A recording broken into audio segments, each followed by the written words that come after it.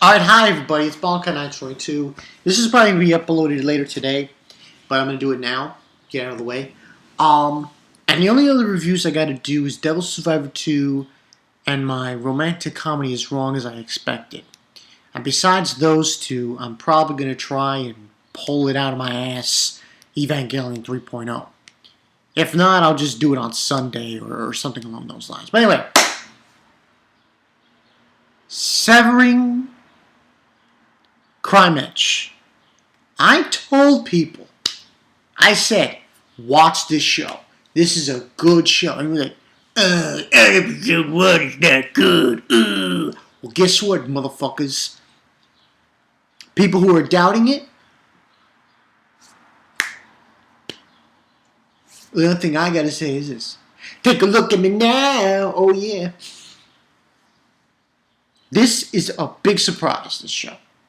The Severing Crime Edge. There's no question whatsoever. It is a big surprise for the seasons this spring. I knew when I saw this show, I thought, let me take a look at the manga. Oh, the manga kicks ass. Oh, reviewing it. So yeah, that's what I decided to do. Now, this episode was called, let me just go pick it up.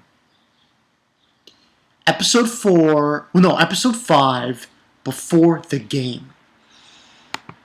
This is basically, because last week we had the whole thing with them going on this field trip, stargazing, if you will, and so on and so forth. And we got to see that guy again, Mr. Death Note guy, with the book. I was like, yo, favorite character so far. I love this motherfucker. He was introduced last week, and already he shows up again at the very end. And I'm like, damn, this motherfucker is boss. He's got one of those, he's got the same teeth as Soul from Soul Eater. And he's got red eyes. I was like, holy shit, this guy is boss. But that wasn't really the focus point of this episode. But I'll get into that later. But let's get started with the beginning. In this episode, before the game, basically Kiri and his school are going on a field trip. They go on a field trip. And, they're on the bus and they're hiking up the way while their seniors are getting driven there. And he's upset about it. And he's like, going up the hill and everything, hiking up. And they reach their destination. And they go there and you see the sister, the Rozaki sister, giving him a cup of whatever it is. And she's like so out of it. She's like totally, that one? It's crazy. And that's what happens there. And he sees Iwai. And they are basically talking about later on tonight, which I think is basically him cutting her hair. But this episode gets a 4 out of 5, people. Don't be fooled by the beginning. This episode got pretty damn serious real quick. And then after that, we see that meeting with her. There's a scene where we see these two other characters. One of them is Romeo something? It's weird. His Anime News Network has him as Romeo Saiga. But I think the anime translation was different from what they're having here. Anyway, he's there and he's with the vice president, who also is there, and they're talking, and he's talking about not what's going on at what they're going to be doing at the event, but about the Hair Queen. So these are the next people who are going in, supposedly. Now, unlike the guy with the hammer, and unlike the two sisters in the beginning, these two, or one I should say, yeah, they need to, get a room. Because this was, oh God, it was nasty. Because I think now his killing good is supposedly this like, you know those it's not a whip. It's like one of those paddle things, leather paddle things. He has one of them, and the vice president there, this girl with red hair, is licking it, and I'm like, because his ancestor is supposedly was a master, a pig master. So I guess he basically what he did was he would sexually torture people. Yeah, torture them and stuff. Because we see the scene where we see these chains. It's like a dungeon kind of thing. So, and he's just licking all over the thing. I was like, God damn it, man. Get a fucking room. It was so nasty. I was like, damn. Get a room, you bastards. So, then that's basically what happened there. Now, later on after that, he goes and cuts Iwa's hair, and it's kind of a misinterpretation. He thinks that she doesn't want to be serious with him as her boyfriend. So he's like, runs and walks away.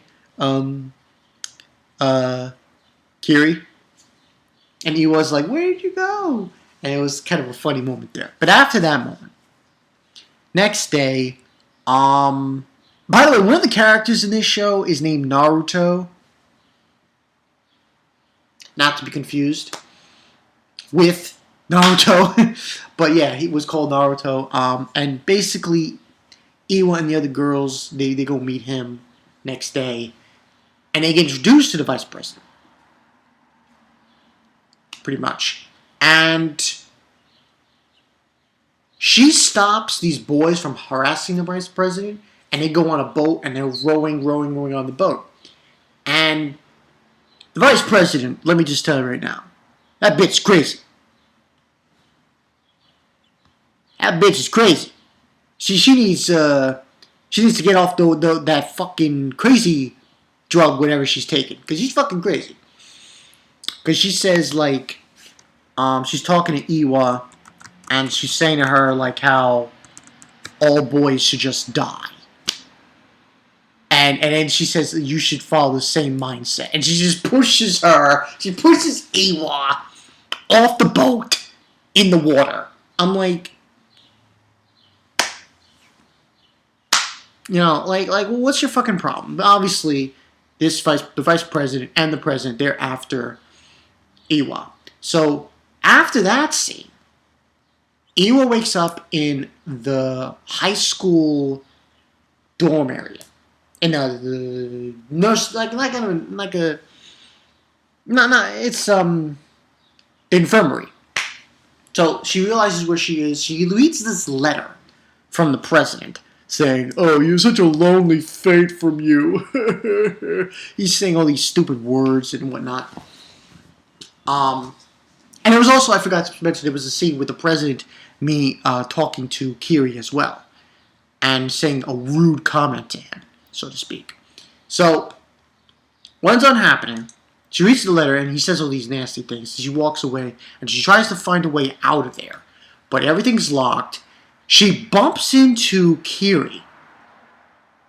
And Kiri's mind is gone! Like, completely gone. I think what the story is that the president, what his killing good does is it makes people his slave. At least that's what I'm thinking. Because what must have happened was he must have found Kiri and slapped him with his thing, what have you, and that would explain it.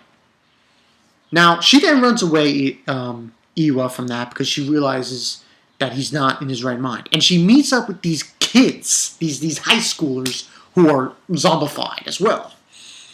And I don't think they were going to rape her, but seemingly they were attacking her. And right before they were going to do something really nasty to her, one of them gets cut. And it's the crime edge. She has it in her possession. So she then kicks them and runs away and realizes that in her possession is Kiri's soul, so to speak. So she then decides that she's going to fight on and try to find a way to bring him back. And then fight the president and the vice president. And then after that, of course, we get an extra scene with that guy. That motherfucking guy with the Death Note, man. He's like, time to go and cast judgment on the murderers, on the authors. I'm like, damn. Damn, that guy was, oh man. That guy, he's like my favorite, he's my favorite character in this show. Aside from Iwa and Kiri, he's probably my most favorite. I guess I don't know if you minor character, secondary character in the show. Because you can't really call him a major character. I mean, you can, but, give or take. But, and it looks, and then he's there, and he's basically saying that he's going to go and judge them. And I'm like, oh shit. He's like a mixture. He's like Soul meets Light Yagami. That's what he feels like. I'm like, he's got Soul's eye color, because his eyes are red, and he's got those sharp teeth. I'm like, fucking A. This guy's going in. And he's ready to go in and judge people. So he's like, I don't know if you can call him an ally to Kiri, but he judges them. Like, So it's an interesting theory or thing that happens with it. And next week's episode, and like I said, and that's pretty much what happened in the episode. And this was good. Hey, fucking A. Told you people. I told you. Crime Edge is going to be good. Anyone who believed me, thank you. Anyone who didn't, shame on you. But yeah, and next week's episode, it seems like what's going to happen is Iwa is going to confront Kiri and try to bring him out of that thing he's in, whatever it is. And we see, I think we see that guy, the guy with the Death Note. And he's going to go in too. But not much to go on for next week's episode. Next week's going to be called, just see, The Stars Waltz.